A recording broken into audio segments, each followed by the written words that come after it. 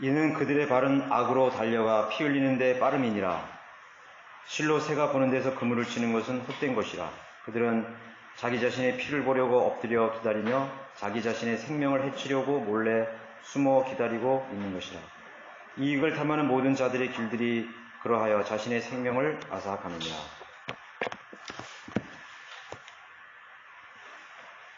잠언의 교훈은 이 지혜와 명철이 근원이신 하나님의 말씀에 마음을 두라고 하는 것이죠. 그것에 경청을 하라는 것입니다. 귀를 열라는 것이죠. 인간이 자기가 사실은 똑똑하고 지혜롭다고 생각하지만은 우리가 잠언을 통해서 인간이 어리석다는 것을 알아라는 것이에요. 인간이 어리석.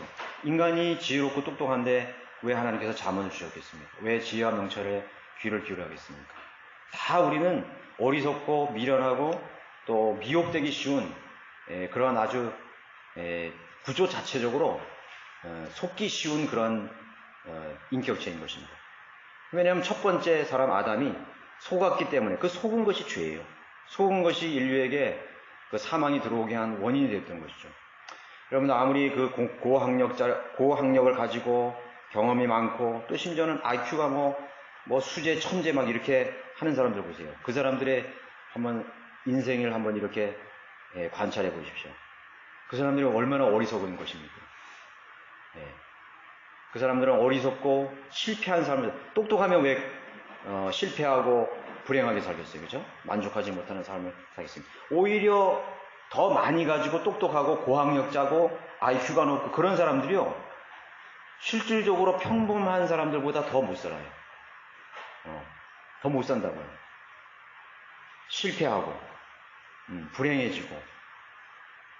그래서 잠언의 기록 동기는 땅에 사는 인간은 곧 나는 어리석은 존재라는 것을 계속 상기시켜주는 것입니다. 그래서 우리 특별히 인생을 시작하는 어린 자녀들에게 또 젊은 사람들에게 당부하는 말이죠. 그것을 항상 상기하면서 살아라. 하나님의 그 훈계에 귀를 기울이라 말하는 것입니다. 그래서 인간의 본성 자체는 그런 자존심이 세죠. 자존심. 자꾸 자신을 신뢰하려고 하는 그런 본성이 있는 것입니다. 자기 자신을 신뢰하려고 하는 본성. 그러니까 내가 하나님이 되려고 하는 거죠. 내가 하나님의 자리를 차지하고, 원래는 우리가 하나님을 주님이라고 그러잖아요. 주님. 주 대신 구주와 주님으로 영접했잖아요. 그러면 나의 주도권을 하나님께 내어주는 것입니다. 내 인생의 길을 하나님께 내어주고 그분께 물고 그분의 말씀에 귀를 기울여서 말씀에 근거해서 그대로 자신의 가치관을 세우고 자신의 어떤 슬로건을 세워서 그대로 하면 되는 것입니다. 그러면 실패하지 않는다고 속지 않는다고 말하고 있는 것입니다. 그러나 인간은 자꾸만 자신의 판단이나 생각을 신뢰하려고 하죠. 그래서 여러분 우리가 이렇게 보면은 작은 일에서부터 내 스스로 판단하려고 해요. 이것쯤은 이건 내가 그냥 할 수 있겠지.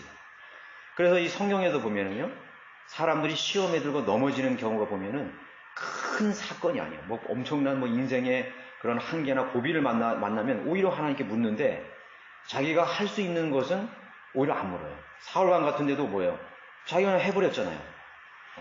근데 그 사울왕이 제물을 하나님께 번제를 드린 건요, 자기만의 이유가 있다고요. 바로 보세요.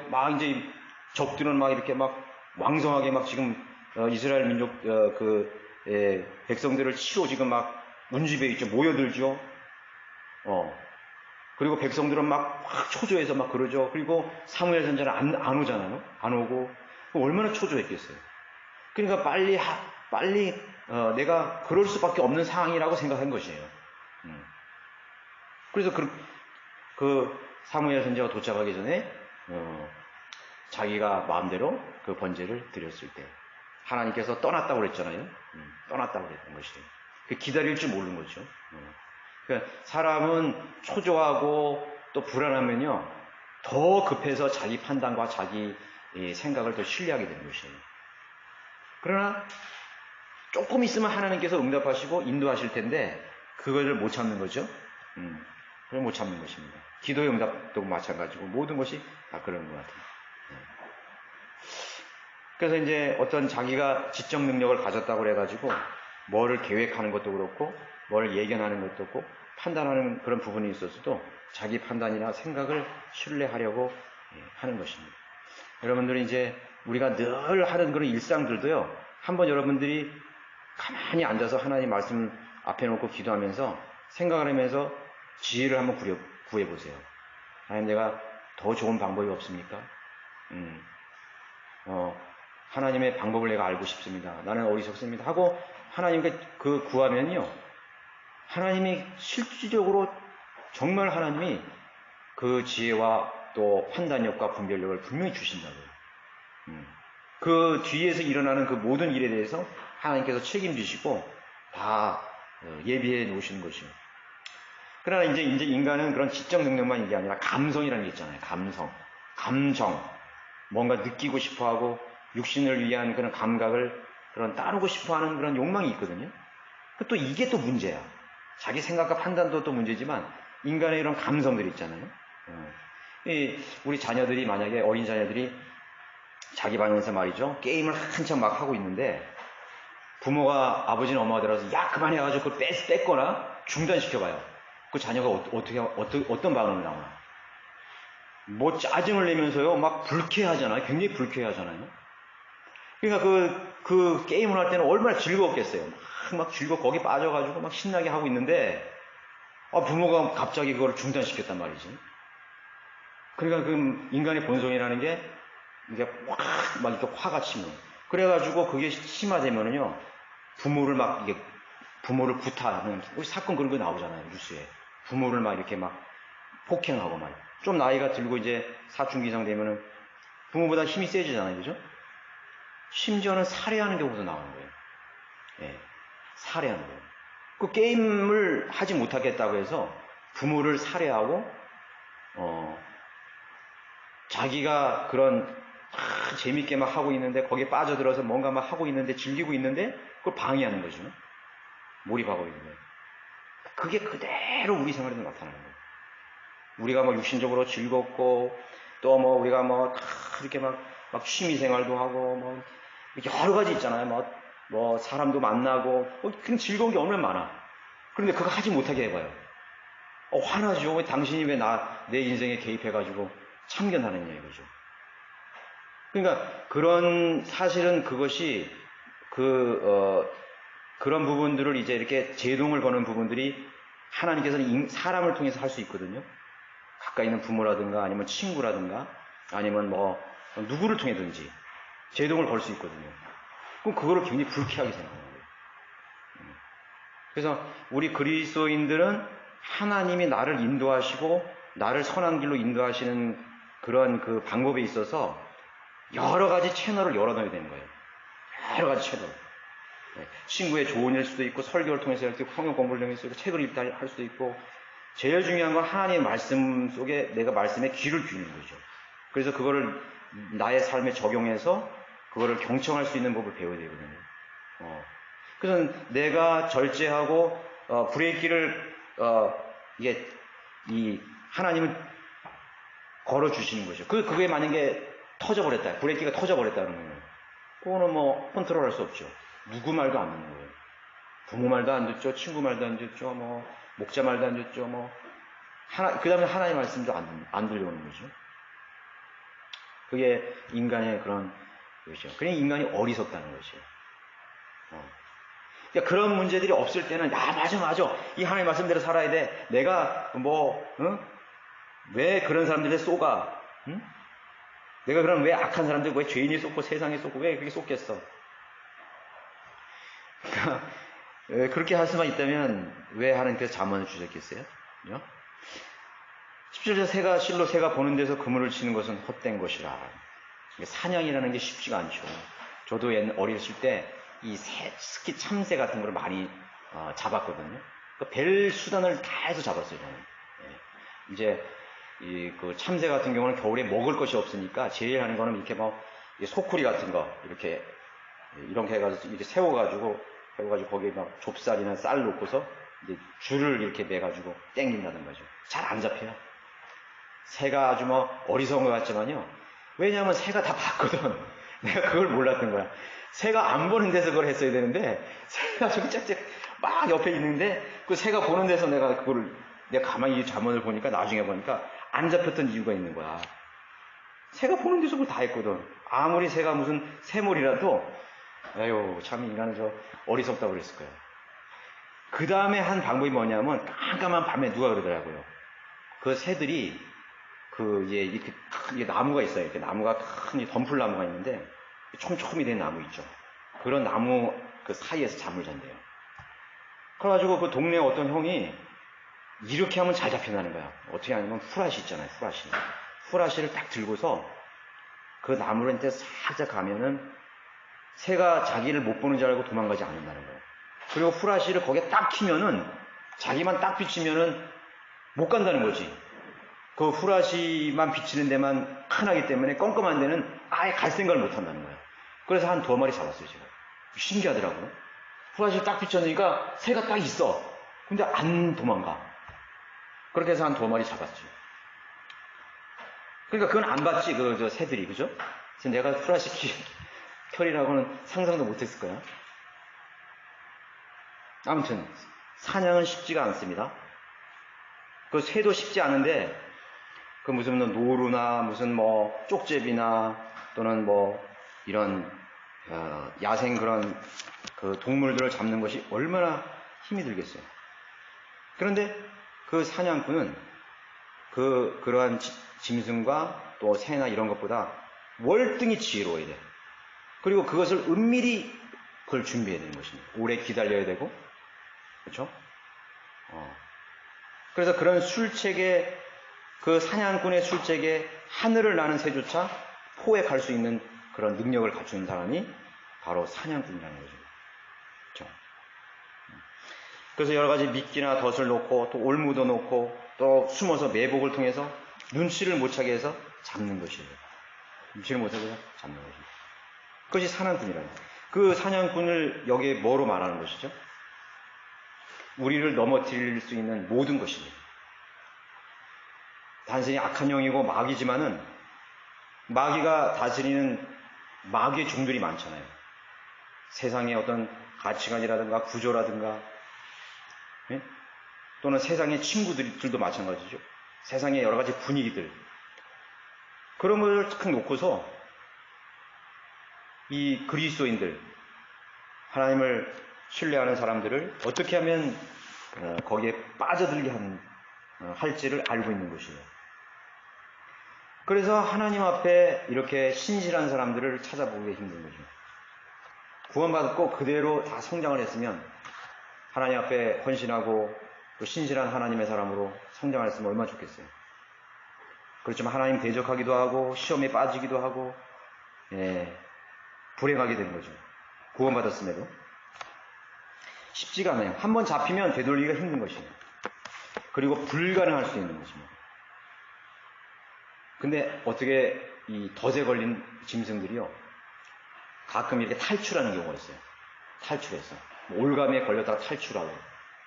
저희가 그 전에 한번 TV에서 그런 거 봤는데, 그 환경 애호가들이 그 올감이나 덫에 걸렸던 짐승들을 잡아가지고 치료를 해주는 거예요. 그러니까 치료를 해주는데 막 올감에 걸리니까 여기 막 목이 다 파였어. 피가 막 흐르고, 근데 살아있잖아요. 동물원장님들은 얼마나 불쌍해요.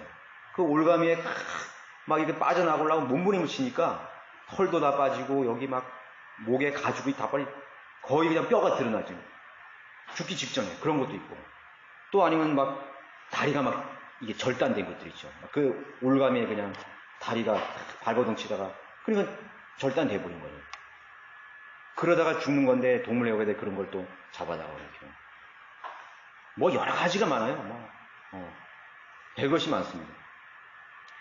그러니까 이제 한번 그렇게 사냥꾼의 올무에서 걸렸다가 탈출을 한다 하더라도 큰 상처를 입는 것입니다.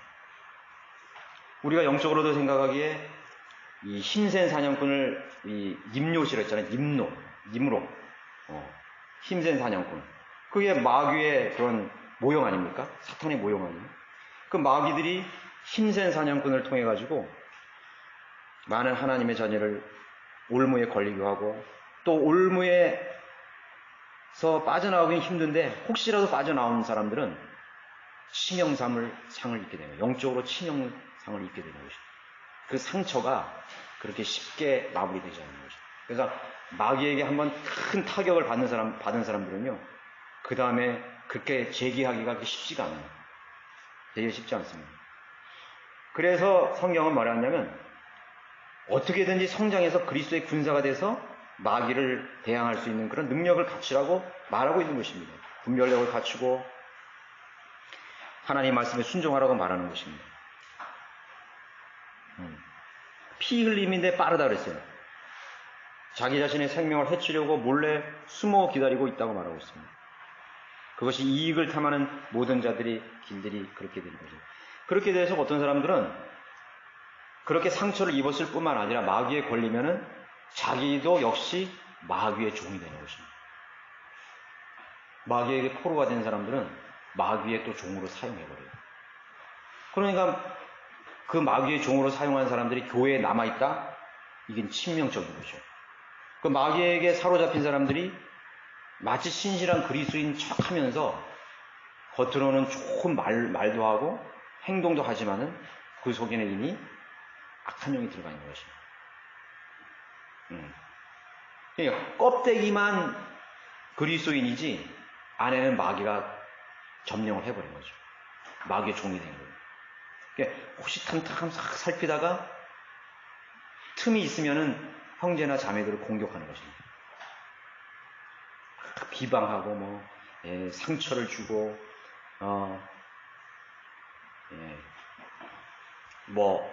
사랑이나 인내심도 없고 그렇게 돼버리는 거예요. 우리 그런 영적 전쟁을 많이 겪어봤잖아요. 그 사람들의 특징이 뭐냐면 어떤 그 약점을 잡아가지고 그 사람을 어떻게 하면 넘어뜨리는 거예요. 실족시키는 거예요. 실족시킨다고. 우리 교회에서도 여기 몇 명 안 되는데 그동안 몇 번의 그런 사람들이 있었어요. 있는 사람들마저도 실족시켜버리는 거예요. 와, 있는 사람마저. 이렇게 몇 명 안 되는 교회에서도 있는 사람마저 실족시켜버리는 거예요. 지금 두세 명이 그런 사람이 있잖아요. 그 사람들이 다 마귀에 의해서, 마귀가 쓰는 사람들에 의해서, 마귀가 쓰는 사람들이 가장에서 여기 앉아서 그 지역교회의 약한 지체들을 실족시켜버리는 거예요. 피 흘리는데 빨라요. 인정사정이 없어요. 그래서 우리가 한번 생각해 볼 사항이 있는데, 한번 생각해 볼 사항이에요. 여러분들이 그런 질문을 던질 수가 있어요. 나 자신에게. 자신이 현재 지역교회에 출석한다는 사실이 훈계와 명철을 귀담아 듣는다고 할 수 있는 것인가?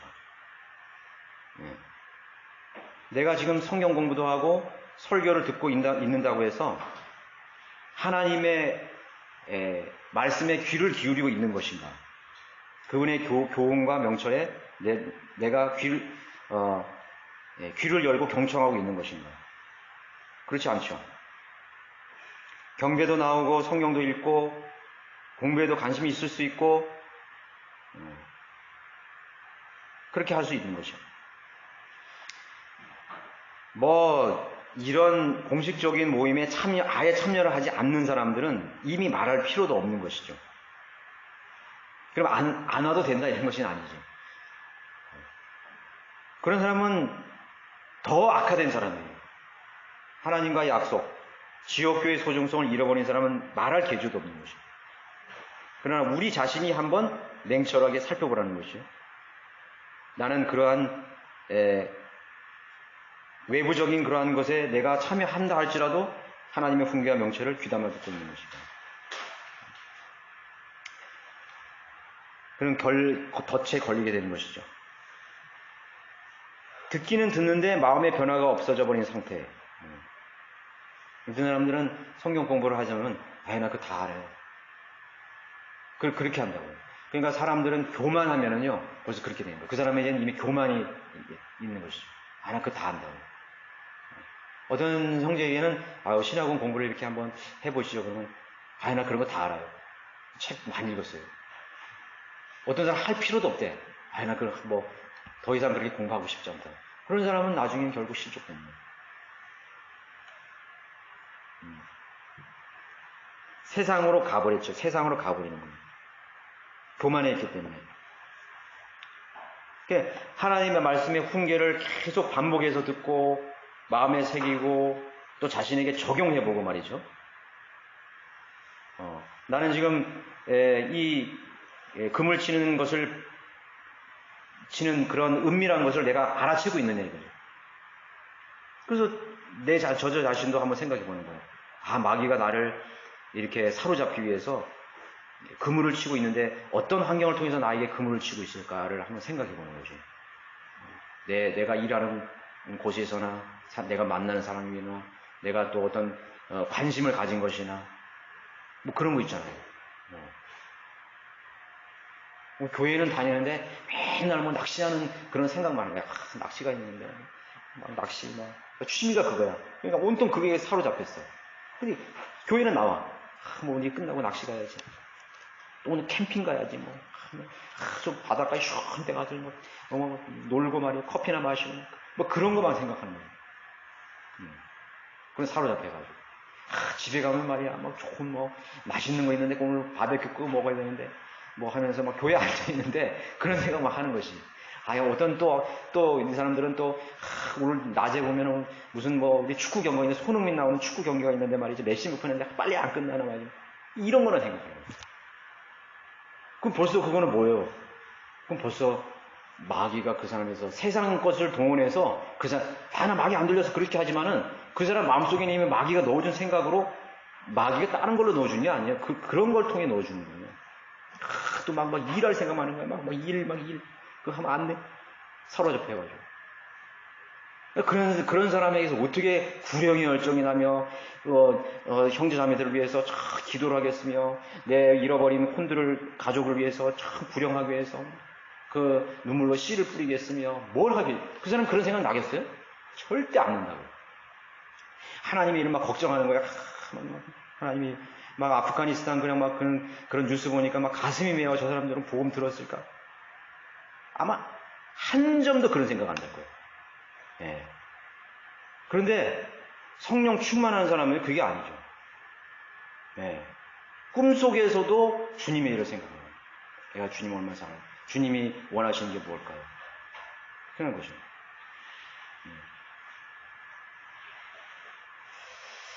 그렇게 해서 마귀가 우리를 이제 사로잡아 버리는 거죠. 떠나버리게 만드는 것입니다. 몸과 마음이 이제 다른 곳에 가 있는 거죠. 여기 육신은 여기 와 있고 마음은 딴 데 가 있는 거죠. 동상이몽이죠. 동상이몽.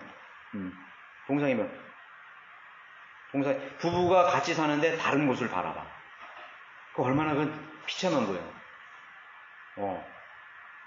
같은 이불을 덮고 같은 밥을 먹고 사는 한 가족 정말 한 몸 된 부부가 다른 데를 바라보고 있는 거예요. 다른 사람을 생각하고 있는 거죠. 그거 얼마나 비참하고 그런 거예요. 비참한 거죠. 그럼 하나님은 그거를 슬퍼하시는 거예요. 그래서 우리 안에 성령이 소멸되는 거죠. 성령이 소멸. 두 마음을 품은 상태고 제일 두려운 게 뭐냐면 저는 그렇게 생각해요. 내가 육신적이 되고 죄를 지었는데 하나님을 두려워하는 것 중에 첫 번째가 뭔지 아세요? 평안 잃어버린 거 좀 괜찮을 수 있어. 그죠? 평안을 좀 잃어버릴 수 있습니다. 그런데 기도가 응답이 안 되는 거예요. 이 기도가 응답이 안 되면 이거 어떻게 하는 거야? 절망이야, 절망. 그게 너무 두려운 거죠. 내가 지금 절실한 것이 있는데 이 기도가 막혀가는 거예요. 두려워야죠, 두려워요. 기도가 막혔네. 하나님과의 교제가 완전히 단절되어 버린 거죠. 단절되어 버린 거예요. 영적 싸움이라는 것은 정복하느냐, 정복을 당하는 이야기죠. 그건 종이 되느냐, 아니면 승리자가 되느냐가 내가 달려있는 것입니다. 우리 그리스도인은 승리하는 인생을 살아야 되죠. 승리하는 인생. 승리해야 돼요. 살아남아서 강건하게 서 있어야 되는 것입니다. 서 있어야 돼요. 그렇지 않으면 아무것도 할 수가 없어요. 수많은 문제들 속에 갇혀서 허덕이다가 시간만 다 낭비하는 거예요. 그게 마귀에게 사로잡힌 인생이에요. 그래서 마귀는 이 세상이나 세상의 구조나 가치관이나 여러 가지 환경을 통해서 우리에게 여러 가지 문제를 만들게 만들고 그 문제를 해결하기 위해서 시간을 소비하게 만드는 거예요. 이 시간을 소비하게 만드는 거죠. 그래서 전전긍긍한다 그러잖아요. 전전긍긍하다가 세월만 다 까먹는 거예요. 내 젊음을 다 까먹어버려요. 내가 이 문제에 씨름하다가 20대가 다 지나갔네. 30대가 다 지나갔네. 좋은 시절이 다 지나가요. 내 건강도 거기에 다 쏟고 이렇게 되는 거죠. 잃어버린 인생이 되어버린 거죠. 그게 슬픈 거예요, 인생이. 그거는 그리스도인에게 상상할 수 없는 것이 되는 거죠. 여러분들 이제 이렇게 살다 보면 여러분 주위에 하나님은 모르지만 아주 굉장히 안정적인 사람들 있죠. 뭐 가정적, 남자 같은 경우 뭐 가정적이고 또 돈도 아주 되게 헌신적이고 가정에 헌신적이고 또 자녀를 잘 양육해가지고 또 막 이렇게 성공시키고 막 이렇게 단란한 가정 또 막 이렇게 부부간에도 이렇게 좋고 막 행복하게 보이죠. 또 아주 막 근면해. 또 사회적으로도 막 뭐 나무랄 것이 없어. 사회적으로도 존경받는 사람이 있어. 네. 그리고 늘 그 사람이 생활을 보면 항상 즐거워. 막 주말엔 또 뭐 파티도 열고 막 뭐 어디 캠핑도 가고 막 너무 막 아쉬울 것이 없는 사람. 생을 사는 것이. 친구들과도 잘 이렇게 원만하게 지내고. 그 여러분 어떻게 생각하십니까? 부러워요? 전 하나도 안 부러워요. 그러면 그거 다음에 뭔데? 그렇게 살아서 남는 인생이 뭐죠? 남는 것은 아무것도 없는 것입니다. 그러니까 이 세상에서 최고로 살아도 가장 최선의 삶을 살아도 남는 게 없어요. 영원한 세계에 들어가서 남을 것이 아무것도 없네요. 야, 너 참 성실한 아빠였다. 너는 아주 성실한 주부였고 엄마였다. 참 훌륭했다 이거. 자녀도 잘 키우고 이웃에게 좋은 평판을 받고 그렇게 넌 선하게 살았다 이거. 돈도 많이 벌고 사회도 봉사를 많이 하고. 근데 영원한 세계에서 남는 게 아무것도 없는 거예요. 아무것도 거둘 것이 없죠. 그 사람도 역시 마귀에게 사로잡힌 인생이었어요. 그 사람이 그 영혼을 위해서 준비하지 못하게끔 하는 그 인생이 바로 마귀의 속임이에요. 그러니까 마귀의 속임이라는 것은 인생을 어렵게 만들어서 그 문제를 해결하기 위해서 전전긍긍해서 시간을 낭비하는 것도 마귀의 속임이고, 그 다음에 개구리를 죽일 때 이렇게 따뜻한 물에서부터 점점 온도를 올린다 그러잖아요. 아쉬움 없이 참 똑같아. 나중에 죽어버리는 거예요. 뚜껑을 팔팔 해가지고 막 개구리들이 막 살아남으려고 막 발버둥 치는 거나 서서히 물을 끓여서 개구리가 그거 알아채지 못하게 죽어서 다 지옥에 가는 거예요. 영혼에서 남을 게 아무것도 없는 거지. 그것이 바로 마귀가 만들어놓은 덫이라는 걸 알아야 되는 것이에요. 이게 덫이에요. 그래서 그리스도인이 기억해야 될 것 한 가지는 여러 가지가 있는데, 이 땅에서의 삶은 쉴 곳이 아니에요. 너무 잘 아는 거잖아요. 이 세상은 내 집이 아니라는 거 알잖아요. 이 세상에서 내가 쉬려고 그러면 안 돼. 나 좀 쉬어야지. 나 여기 이 세상 살 때 좀 즐겨야지. 좀 낭만적으로 살아야지. 그렇게 살지 않으면 난 막 손해보는 것 같고 저도 그런 생각을 하게 되더라고요, 어떤 데는. 남들은 뭐 하고 싶은 거 다 하고 말이죠. 다 하는데 나만 이게 고생하는 것 같고 문득 그런 생각이 들 때가 있어요.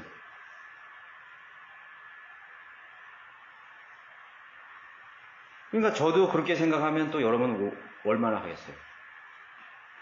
그래, 이곳은 순례자가 가는 순례자의 길의 한 여정이에요. 그래서 우리의 정체성이라는 것은 하나님께서 계속 상기시켜주는 거예요. 너는 그리스도의 군사다. 너는 이 세상과 싸워 이겨야 된다. 그래서 전장이라는 사실을 항상 분투해야만 사실을 일깨워주고 있는 거예요. 여기는 사냥꾼이 우글대는 세상. 오늘 이 잠언이 알려주는 거예요. 우리 주위에는 그런 사냥꾼이 우글우글 되는 거예요.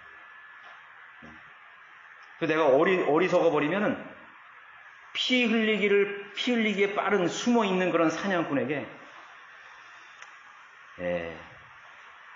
사로잡혀 버리는 거죠. 그렇게 해서 이제 자신의 생명을 앗아가는 일 아니에요. 자신의 생명을 앗아가는 거예요. 그러니까 여기 1차적으로 자신의 생명을 앗아가는 건 자기 혼을 잃어버린다는 거죠. 내가 구원받지 못하고 멸망당하는 거죠. 그 다음에 하나님을 안다 할지라도 이게 뭐예요? 지금 이 잠언이라는 것이 솔로몬이 아들에게 하는 말 아니에요. 율법을 알고 규례를 알고 다 아는 거죠. 그것을 여기에 빗대어서 솔로몬은 사랑하는 아들아, 하나님께서 우리 자녀들에게 그렇게 교훈해주고 있다는 사실을 기억하시기 바라겠습니다.